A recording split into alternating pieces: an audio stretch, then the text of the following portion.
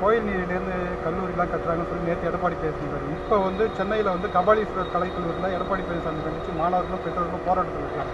எப்படின்னு பாருங்கள். இல்லை, இந்த ஒரு இந்தியாவுக்கே வழிகாட்டுவது போல அறநிலையத்துறை என்று ஒரு அமைக்கப்பட்டது தமிழ்நாட்டில் நீதி கட்சி ஆட்சியில். அந்த நீதி கட்சியினுடைய பின்வந்த திராவிட இயக்கத்தில் வந்தவர் என்று சொல்லிக் கொள்கின்ற எடப்பாடி பழனிசாமி இப்படி பேசியிருப்பது என்பது அவர் இப்பொழுது என்ன நிலைப்பாட்டிற்கு மாறிக்கொண்டிருக்கிறார் என்பதை காட்டுகிறார். அவர் வெள்ளை வேட்டியை கழட்டிவிட்டு காவி பேண்ட் போட வேண்டிய நிலைக்கு மாறிக்கொண்டிருப்பதைத்தான் இதை காட்டுகிறது.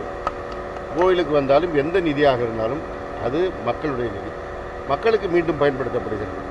அந்த கோயிலுக்கு வருகின்ற பக்தர்கள் எல்லோருமே விரும்புவது எதிர்காலத்திலே வருகின்ற தலைமுறை நன்றாக இருக்க வேண்டும் என்று. எனவே அவர்களுடைய கல்விக்காக அது செலவிடப்படுவது என்பது வேறு தவறான வழியில் செலவிடப்படுவது அல்ல.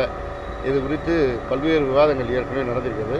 அப்பொழுதெல்லாம் வாய் திறக்காத எடப்பாடி பழனிசாமி இப்போது ஏன் வாய் திறக்கிறார் என்றால், அவருடைய டெல்லி எஜமானர்கள் இப்பொழுதே அவரை பேச சொல்லியிருக்கிறார்கள்.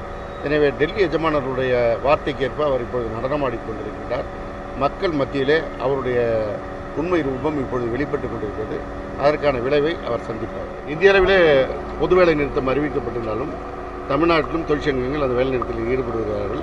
ஆனால் தமிழ்நாடு அரசு போக்குவரத்து கழகத்தின் பேருந்துகள் எல்லா இடங்களிலும் வழக்கம் போல் இயங்கிக் கொண்டிருக்கிறது.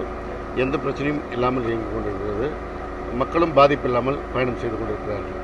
டோல்கேட் சம்பந்தமாக அந்த ஃபீஸ் வந்து கட்டல அப்படின்ட்டு தென் மாநிலங்கள் நாளையிலேருந்து மாவட்டங்களுக்கு போக்குவரத்து நிறுத்தணும் அப்படின்னு சொல்லி ஹைகோர்ட் உத்தரவு கொடுத்ததாக சொல்கிறாங்க. ஆமாம், நீதிமன்றத்தின் உத்தரவை குறித்து சட்ட வல்லுநர்களோடு கலந்தாலோசிக்கப்பட்டு வருகிறது. அதுக்கு தேவையான நடவடிக்கை எடுக்கப்படும். நாளை முதல் பேருந்து போக்குவரத்து சீரமைக்கப்படுமா தென் மாவட்டம்? சட்ட வல்லுநருடைய கருத்து பெறப்பட்டு அதன் அடிப்படையில் மக்களுக்கு பாதிப்பு இல்லாமல் நடவடிக்கை எடுப்பதற்கு மிகவும் பிளே ஸ்டோர் மற்றும் ஆப் ஸ்டோரில் இருந்து பாலிமர் செயலியை QR கோடு மூலம் பதிவிறக்கம் செய்யுங்கள். செய்திகளை உடனுக்குடன் பெறுங்கள்.